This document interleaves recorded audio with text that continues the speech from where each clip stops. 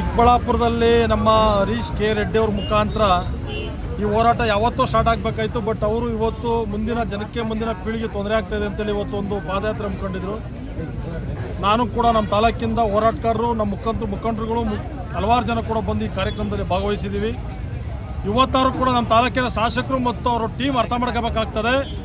ಅವ್ರು ಹೇಳ್ತಾಯಿದ್ರು ಚಿಕ್ಕಬಳ್ಳಾಪುರ ಜನ ಬದುಕಿಲ್ವಾ, ಕೋಲಾರ ಜನ ಬದುಕಿಲ್ವಾ, ಅವರೆಲ್ಲ ನೀರು ಕುಡಿತಾರೆ, ಒಳ್ಳೆ ಬೆಳೆ ಬೆಳೀತಾರೆ, ನೀರು ಸಿಗ್ತದೆ ಅಂತ ಹೇಳ್ತಿದ್ದ ಜನ ಇವಾಗ ಚಿಕ್ಕಬಳ್ಳಾಪುರದಲ್ಲಿರ್ತಕ್ಕಂಥ ನಾಯಕರು, ಚಿಕ್ಕಬಳ್ಳಾಪುರತಕ್ಕಂಥ ಪ್ರಜೆಗಳು ಯಾವುದೇ ಕಾರಣಕ್ಕೂ ಅದರಿಂದ ಉದ್ಧಾರ ಇರತಕ್ಕಂಥ ಇತಿಹಾಸನೇ ಇಲ್ಲ.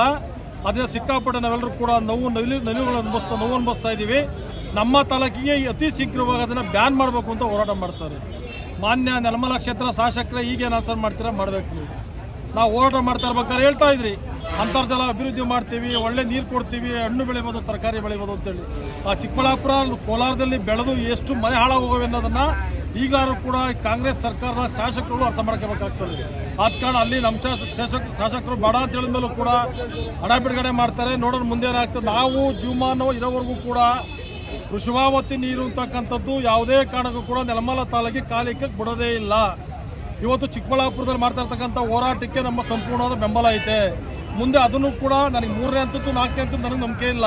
ಯಾವ ಹಂತದ್ದು ಕೂಡ ನೀರೇ ಬೇಡ. ಅದು ಆ ಕೊಳಚೆ ನೀರು ಯಾವುದೇ ಕಾರಣಕ್ಕೂ ಕೂಡ ಎಷ್ಟೇ ಅಂತ ಸುದ್ದಿ ಮಾಡಿದ್ರು ಉದ್ಧಾರ ಆಗೋಂಥ ಲಕ್ಷಣಗಳು ಇಲ್ಲ.